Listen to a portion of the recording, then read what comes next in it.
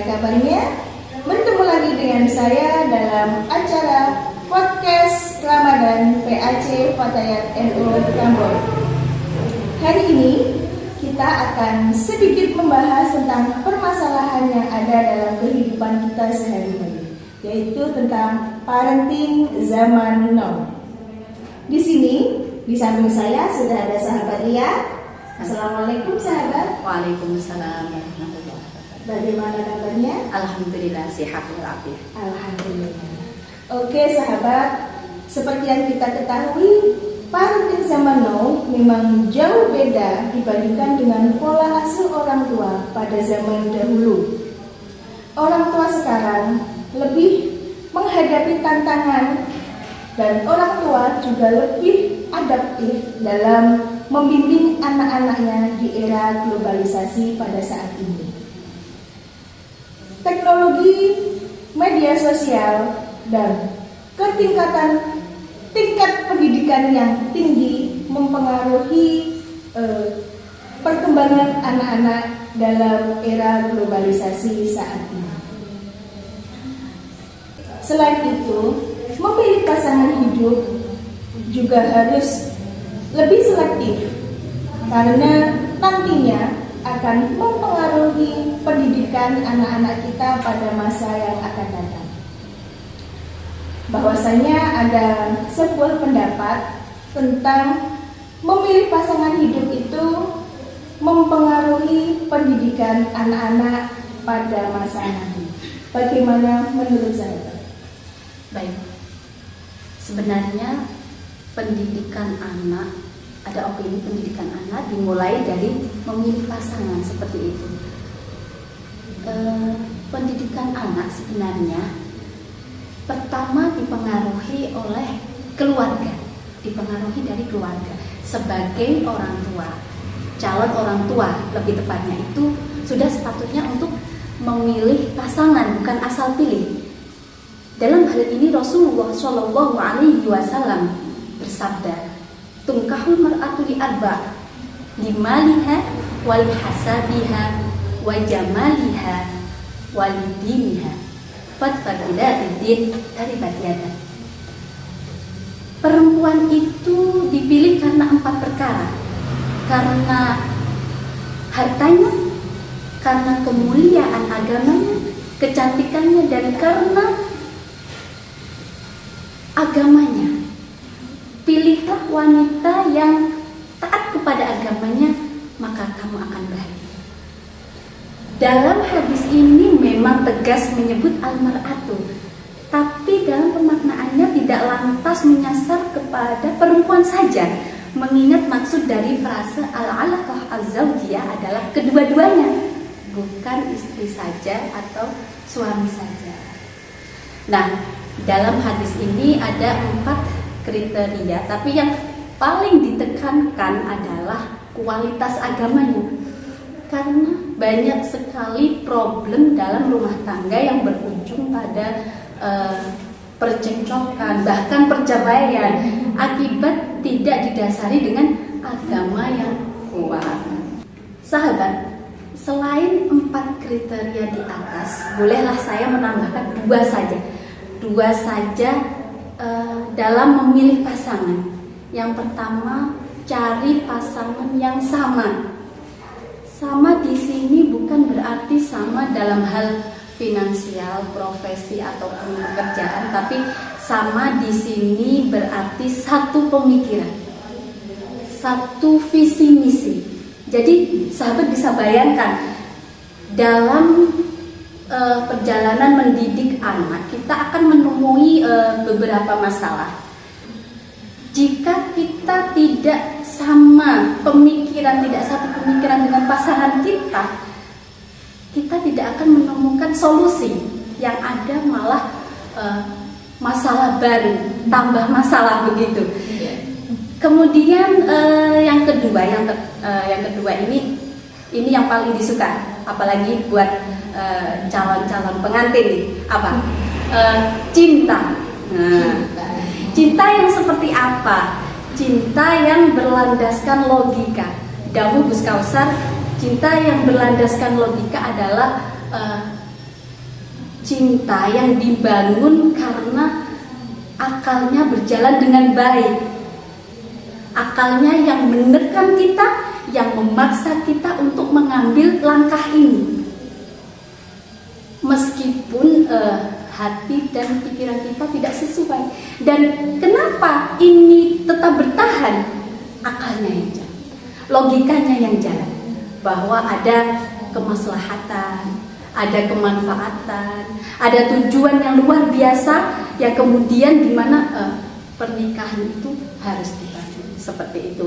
Jadi benarlah bahwasanya pendidikan anak itu dimulai dari memilih pasangan seperti itu. Jadi yang perlu digarisbawahi dari penjelasan sahabat tadi yaitu yang pertama yang perlu ditekankan yaitu tentang agama. Dan yang kedua yaitu adanya saling komunikasi atau satu tim dengan tujuan yang sama antara suami dan istri. Dan yang ketiga harus didasari dengan cinta. Oke sahabat, selanjutnya dalam kehidupan kita sehari-hari juga sering kita jumpai tentang ibu-ibu muda yang mengalami stres. Nah, itu penyebab dari fenomena tersebut dan bagaimana solusinya menurut sahabat seperti apa? Stres pada ibu muda ya. Sebenarnya banyak sekali faktor yang mempengaruhi stres pada ibu muda. Tapi di sini kita akan membahas sedikit saja, beberapa saja. Yang pertama, penyebab yang pertama adalah kurangnya komunikasi. Ini bisa dengan suami, keluarga maupun lingkungan sosial. Sahabat, cobalah sedikit demi sedikit untuk saling terbuka, saling mengutarakan perasaan, mengutarakan kebutuhan. Sahabat juga bisa menghabiskan beberapa waktu bersama keluarga.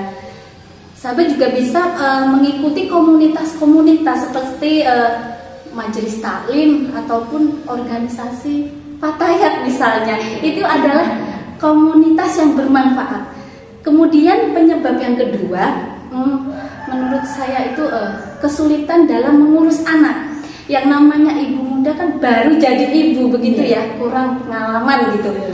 Pada era digital saat ini sahabat mudah sekali menemukan artikel-artikel tentang cara bagaimana mengurus anak, browsing gitu, ataupun sahabat bisa meminta bantuan kepada suami, kepada orang tua ataupun keluarga, dan ini sangat membantu memperbaiki komunikasi yang kurang begitu. Sahabat juga bisa memanage waktu, mengatur waktu. Jadi perhatian untuk si kecil itu bisa terpenuhi. Kemudian waktu untuk sahabat sendiri istirahat ataupun refreshing, misalnya baca buku, sekedar melakukan hobi ataupun olahraga seperti itu. Kemudian penyebab selanjutnya itu tekanan finansial. Nah, masalah satu ini sahabat harus konsultasi dengan suami. Kalau dalam negara itu ada RAPBN ya, kita kenal RAPBN. Kalau dalam keluarga itu ada RAPBK, Rancangan Anggaran Pendapatan Belanja Keluarga. Jadi kita bersama suami itu membuat keputusan bersama, fokus pada kebutuhan pokok, hindari kebutuhan-kebutuhan yang kurang perlu, kebutuhan yang kurang penting seperti itu.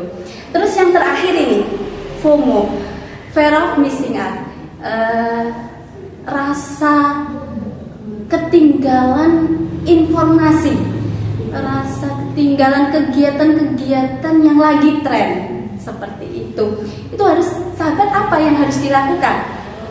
Pertama sahabat harus menanamkan pemahaman bahwasanya prioritas seorang ibu itu adalah mengurus anak, mengurus keluarga dan diri sendiri. Jadi sahabat hindari kegiatan-kegiatan yang tidak penting. Hindari konten-konten yang tidak penting. Cari konten yang bermanfaat seperti seperti konten kesehatan, misalnya konten parenting, konten yang bermanfaat begitu, konten yang menginspirasi seperti itu, sahabat. Jadi pada intinya tetap satu ya tadi, ada dukungan dari keluarga. Betul. Dan sebagai ibu muda itu perlu refreshing, tidak cukup di rumah saja mengurus anak, mereka juga perlu quality time dengan keluarga. Oke. Selanjutnya juga ada permasalahan tentang toxic parenting. Toxic. Kita ketahui ada toxic parenting pada akhir-akhir ini. Bagaimana menurut saya? Toxic parenting. Sebelumnya apa sih toxic parenting itu? Toxic parenting adalah pola pengasuhan yang merugikan kesehatan mental dan emosi anak. Seperti apa? Seperti menggunakan kata-kata kasar, misalnya mengancam, menggunakan hukuman fisik, mengabaikan emosi anak, mengabaikan kebutuhan anak, atau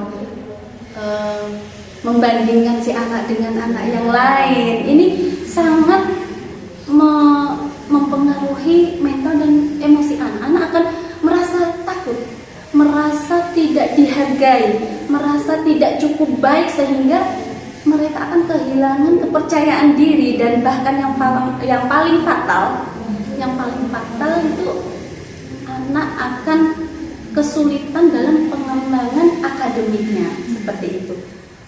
Lantas bagaimana menyikapi, bagaimana prinsip parenting yang tepat untuk membentuk karakter anak ini? Nah, sahabat, Ali bin Abi Thalib menawarkan prinsip parenting yang menurut saya masih relevan untuk diterapkan di era modern saat ini.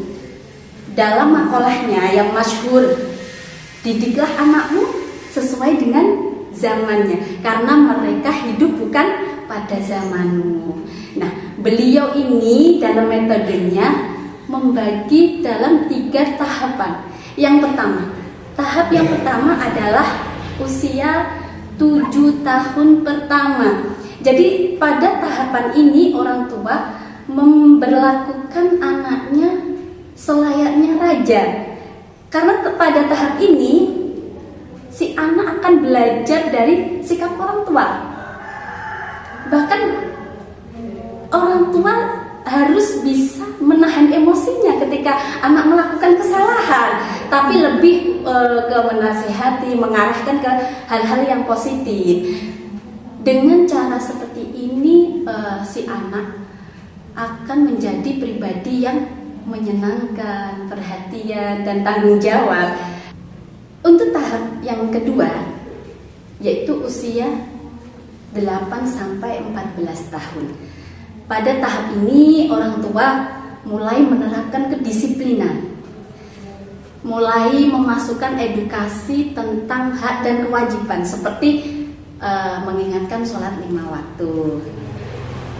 Pada tahap ini si anak logika dan pemikirannya mulai tumbuh, rasa ingin tahunya tinggi. Jadi sebagai orang tua itu harus bisa menjadi teladan, memberikan contoh bagaimana mendatangkan kemanfaatan dan menghindari kemadharatan dari setiap perbuatan yang dilakukan. Nah, dengan cara ini maka akan membantu si anak menjadi pribadi yang selektif, yang kritis dalam setiap permasalahan yang dihadapi. Kemudian tahapan yang terakhir yaitu usia 15 sampai 21 tahun. Nah, di sini si anak sudah mengalami banyak perubahan, baik itu fisik, mental, spiritual ataupun sosial. Jadi pasti mereka akan menemui beberapa masalah. Iya. Apa yang harus dilakukan sebagai orang tua? Nah, di sini orang tua harus menjadi sahabat. Jadi mendengarkan dari hati ke hati, mengajak berbagi cerita, berbagi pengalaman. Jadi si anak akan merasa nyaman, anak merasa tidak takut untuk menghadapi permasalahan mereka, karena mereka sudah yakin, sudah mempunyai tempat terbaik untuk mendiskusikan masalah mereka. Jadi seperti itu. Ada 3 tahapan yang ditawarkan oleh sahabat Ali bin Abi Thalib, yang mana tidak lain tidak bukan agar kelak anak kita menjadi generasi yang berakhlak mulia, bermanfaat bagi agama, keluarga, dan masyarakat. Seperti itu, sahabat. Oke, terima kasih sahabat sudah mendengarkan kita dan mengikuti kita pada kegiatan podcast Ramadan pada hari ini. Kalau sahabat punya pengalaman atau tips tentang seputar parenting zaman now, jangan ragu untuk berbagi di media sosial kita. Dan jangan lupa like dan subscribe-nya di media PAC Fatayat NU Prambors. Happy parenting untuk sahabat semua. Wallahu muwaffiq ila aqwamit thoriq. Wassalamualaikum warahmatullahi wabarakatuh.